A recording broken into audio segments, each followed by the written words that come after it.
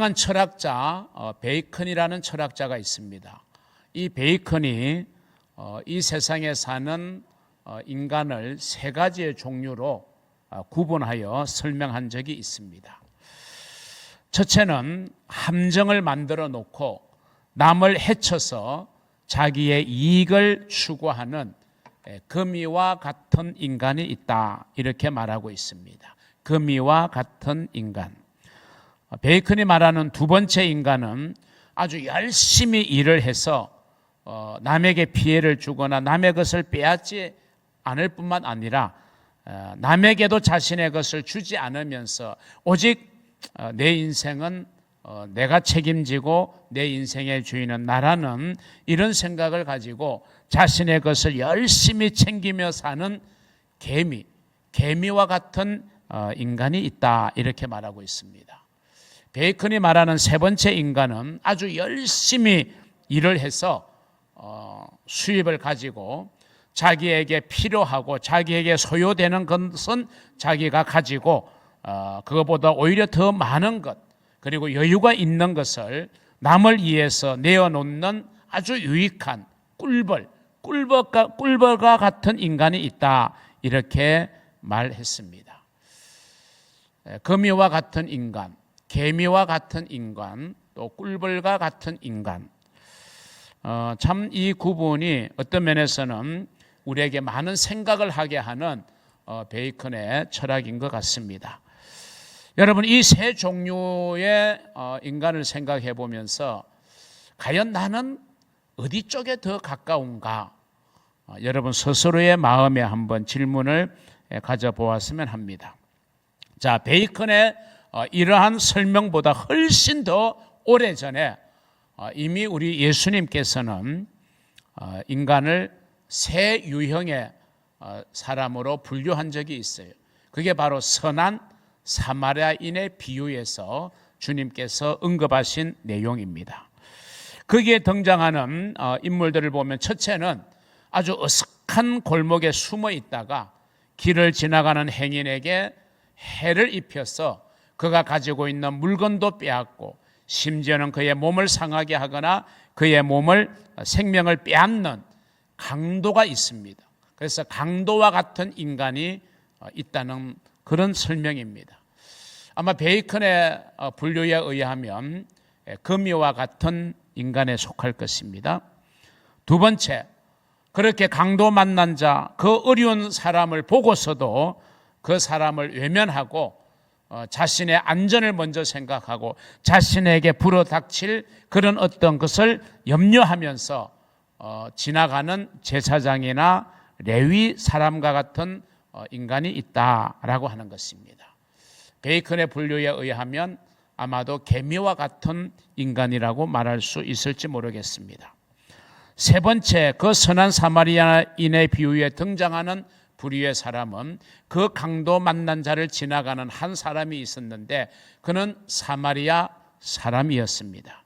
이 사마리아 사람은 유대인들에게 사람 취급도 받지 못하는 그런 부류의 사람이지만 그 어려움을 당한 그 사람을 그냥 지나치지 않고 자신의 신변의 위협을 무릅쓰고서 그리고 자기가 가진 물질을 가지고 그 어려움을 당한 강도 만난 자를 보살피고 배려하는 사마리아인이 등장합니다.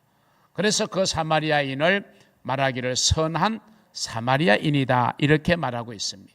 그 선한 사마리아 사람은 베이컨의 분류에 의하면 아마도 꿀벌과 같은 인생을 사는 사람이라고 말할 수 있을 것입니다. 자, 저와 여러분, 강도 만난 자의 인생에서 비유에서 그 강도와 같은 삶이 저와 여러분인지 아니면 그 강도 만난 자를 그냥 자신의 안위를 생각해서 지나쳐버리는 제사장이나 레위 사람과 같은 부류인지 아니면 정말 시간과 자신의 것을 내어서라도 또 신변의 위협을 무릅쓰고 강도 만난 자를 돌보아주는 이 사마리아 사람과 같은 부류에 내가 속하는지 이 내용도 여러분 스스로에게 한번 마음의 질문을 던져 보시기를 바랍니다.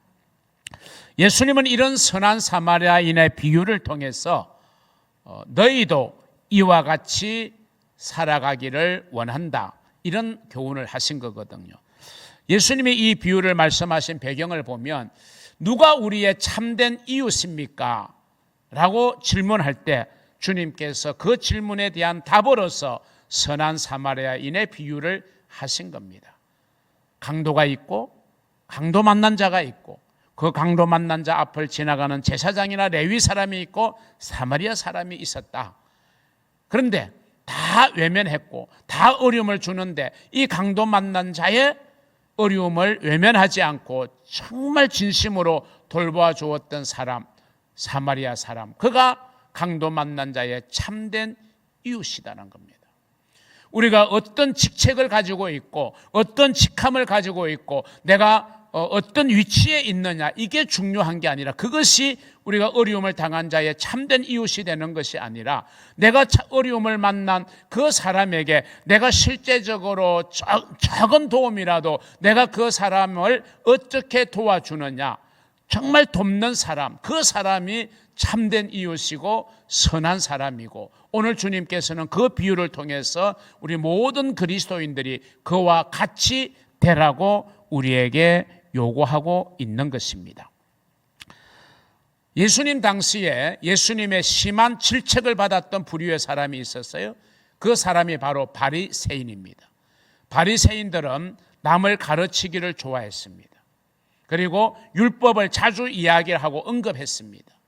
말은 잘합니다. 그런데 바리새인들의 삶의 모습을 보면 전혀 그가 하는 말과 어울리지 않습니다.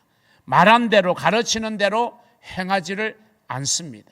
그런 면에서 정말 이 바리새인들은 위선자다, 외식하는 자다, 그렇게 주님의 책망을 받았습니다. 예수님이 우리에게 주옥과 같은 교훈을 하셨어요.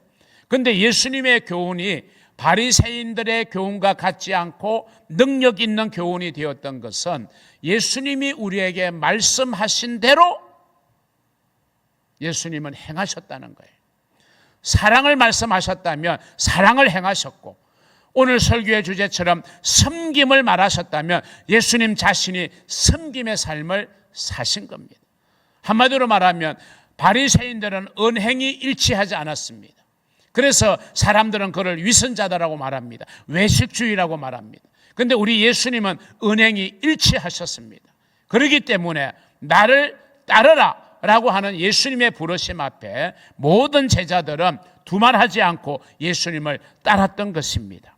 오늘 저와 여러분도 예수님을 우리의 구주로 믿고 그 예수님을 본받아서 우리가 이 땅 위에서 강도 만난 자의 참된 이웃으로 살고자 하는 것은 예수님께서 우리에게 그렇게 본을 보여주셨기 때문에 그렇습니다.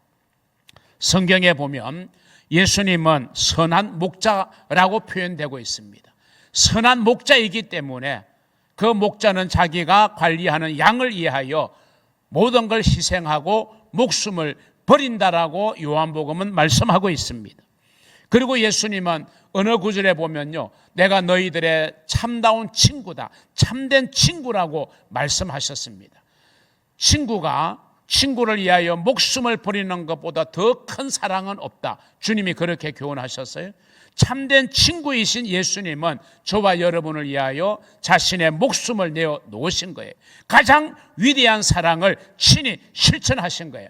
말로만 나는 너의 참된 친구라고 말하고 그 친구를 이용하려고 하거나 그 친구에게 해를 가하는 그런 사람이 아니라 정말 참된 친구라고 말씀하셨기 때문에 친구를 위해서라면 어떤 희생도 감수하고 십자가의 죽음도 기꺼이 받아들이는 분, 그분이 바로 예수님이었던 겁니다. 그래서 독일의 유명한 신학자 본 회퍼는 예수님을 일컬어 이렇게 말했습니다. 남을 위한 존재, 타자를 위한 존재, 타인을 위한 존재, 그분이 바로 예수 그리스도였다라고 언급하고 있습니다. 그렇습니다. 예수님은 저와 여러분을 위한 존재로 계셨습니다. 그 예수님의 사랑은, 그 섬김은 십자가에서만 나타난 것은 절대로 아닙니다. 이 우주 만물을, 이 인생을 창조하신 하나님의 창조의 사역에서부터 하나님의 사랑, 또 남을 위한 그런 삶이 나타나게 되었던 것입니다. 하나님은 저와 여러분을 하나님의 형상대로 만드셨어요. 그리고 이 세상을 창조하셨습니다. 하나님께서는 자신이 창조하신 모든 피조물을 위해서 하나님 자신을 제한하셨습니다. 하나님은 피조물이 거할 공간을 위해서 자신의 공간을 내어준 겁니다. 나그네를 잠재우기 위해서 자신의 집을 방 한 칸을 내어주는 것처럼 그렇게 예수님은 우리의 거할 공간을 위해서 자신의 공간을 내어주신 겁니다. 하나님의 피조물이 우리가 자유롭게 할 수 있도록 하나님은 자신의 자유를 제한하셨던 것입니다.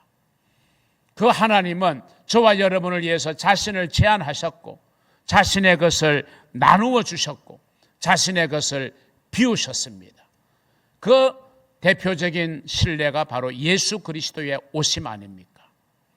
빌립보서 2장에 보면요, 예수님은 본래 하나님과 본체시고 동등하시나 그러나 동등할 것으로 여기지 아니하시고 자기를 비우셔서 종의 형체를 가져 사람들과 같이 되셨고 죽기까지 복종하셨다.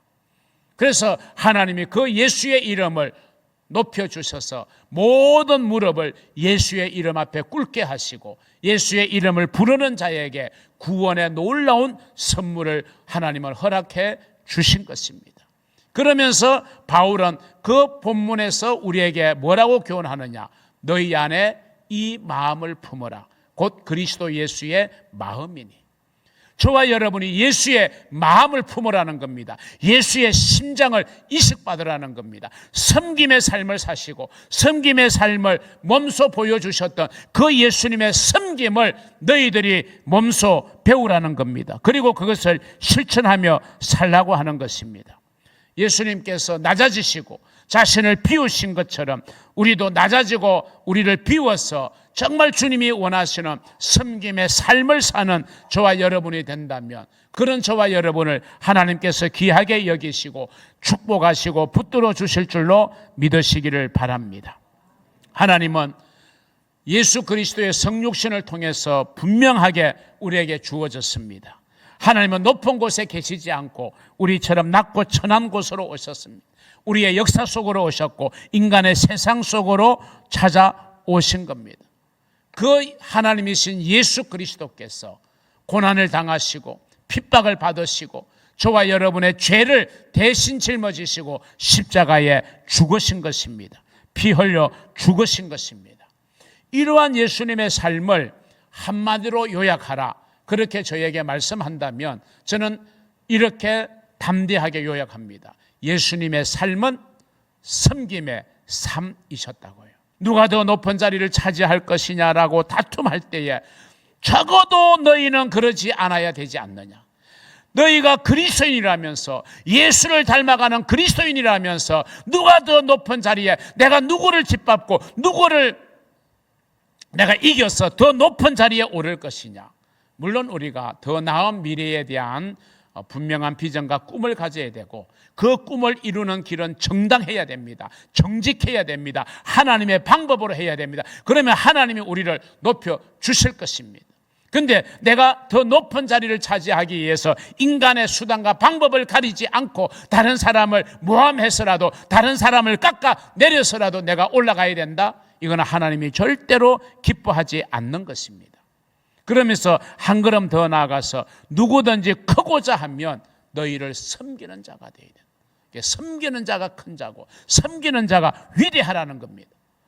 누구든지 어뜸이 되고자 하는 자는 종이 되어야 한다. 내가 그렇다.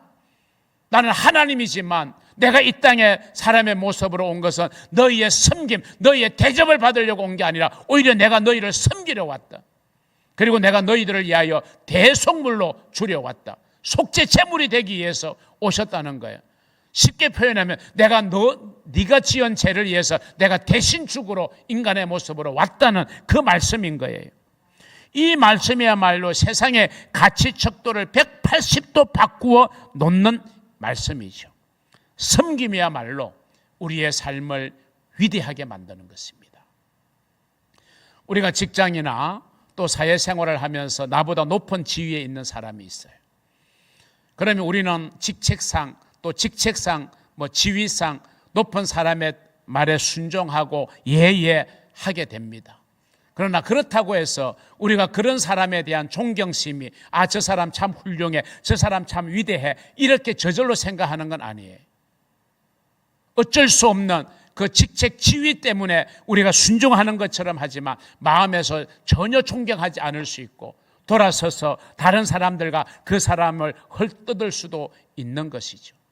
그런데 나보다 지위와 직책이 훨씬 높은데도 나를 정말 배려하고 나를 존중해주고 나의 인격을 헤아려주고 그래서 말 한마디도 함부로 하지 않고 하대하지 않고 정말 존중해주는 그런 말을 하는 상사, 지위가 높은 사람을 보면 우리가 마음속으로 존경이 갑니다.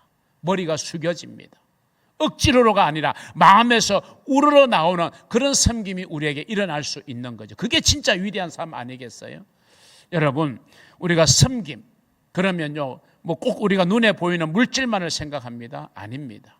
섬김의 영역은 다양합니다. 가장 기초적인 것은요 우리의 말입니다. 여러분, 하나님의 말씀을 하는 것 같이 해라.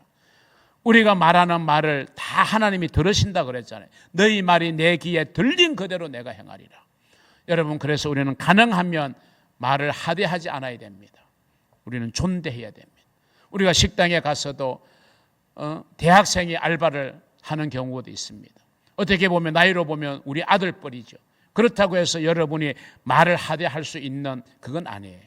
어떤 사람이든지 간에 우리는 초면의 사람에게 어떤 관계가 형성되어 있지 않으면 우리는 말을 놓을 수가 없는 거예요. 나와서도 안 되는 거예요. 그런데 그렇지 않는 사람들을 보면서 참 제가 부끄러워질 때가 너무 많아요. 우리는 말에 존중함이 있어야 돼요. 말에서 섬김이 있어야 돼요. 마음으로도 섬길 수 있어야 돼요. 행동으로는 말할 것도 없는 거고요. 내가 가진 것에서라도 여유가 있다면 그 조그마한 여유라도 우리가 부끄러움 없이 부끄러워하지 말고 자그마한 섬김이라도 우리는 섬김이 따라가야 되는 겁니다. 그것이 바로 우리가 위대한 삶을 사는 삶의 기준이 되어야 되고 주님을 믿고 따르는 주님을 닮아가기를 원하는 저와 여러분의 삶의 모습이 되어야 된다라고 하는 것입니다. 예수님의 교훈 중에 정말 혁명적인 교훈이 있다면 위대함이라는 것은 지배가 아닌 봉사를 통해서 온다. 우리가 남을 지배하면 내가 위대한 것 같지만요, 내가 남을 섬기고 봉사하는 데서 우리의 위대함은 오게 된다는 주님의 메시지입니다. 주님이 십자가에 달리셨기에, 저와 여러분을 위하여 십자가에 달려 죽으셨기 때문에 모든 무릎이 예수의 이름 앞에 꿇게 되는 겁니다. 그분이 우리의 구원자가 되고 그분의 이름을 믿는 자에게 우리 하나님은 구원의 놀라운 선물을 주시는 것입니다. 예수님이 지신 십자가, 그것은 한마디로 말하면 희생이고 섬김입니다. 그래서 예수님은 뭐라 그랬어요? 제자들에게 나를 따라오려거든 십자가를 지고 나를 쫓을 것이다. 우리가 섬김의 삶을 사지 않으면 우리는 주님을 진정으로 따르는 삶이라고 말할 수 없는 겁니다. 예배 한번 참석했다고, 예배 빠지지 않고 온다고 해서 내가 주님을 잘 섬긴다고 그렇게 동의어로 생각하지 마시기를 바랍니다. 내가 예배를 드리면 드리는 것만큼 내 삶은 변화되어져야 되고 내 모습은 변화되어야 되고 내 언어의 생활이 변화되어지고 내 말과 행동이 변화되어져서 섬김의 삶으로 바뀌어질 때 우리는 주님의 십자가를 지고 따르는 주님의 진정한 제자가 될 수 있다는 사실을 여러분 믿으시기를 주의 이름으로 축원합니다. 두 번째는 이 섬김을요, 주님은 마지막 심판의 기준으로 삼으신다는 교훈을 우리에게 주고 계십니다. 마태복음 25장의 마지막 부분에 보면요, 우리 주님께서 마지막 심판석에 앉아서 심판을 하시는 장면이 나와요.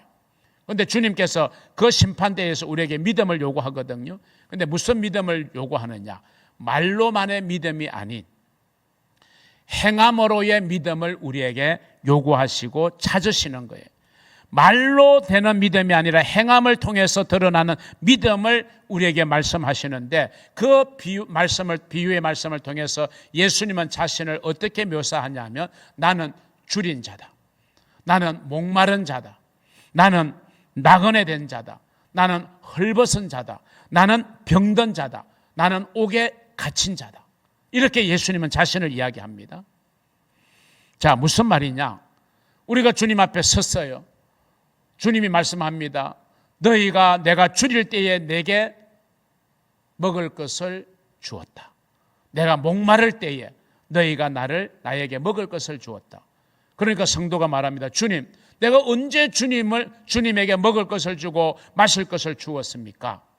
그러니까 네 주변에 있는 줄인 자에게 네가 먹인 것이 곧 나에게 먹인 것이고, 나그네 된 자를 외면하지 않고 대접한 것이 곧 나를 대접한 것이고, 헐벗은 자에게 네가 입힐 것을 준 것이 나를 곧 입혀준 것이고, 옥에 갇힌 자, 그 옥은 꼭 죄를 지어서 감옥만을 생각하면 안 됩니다.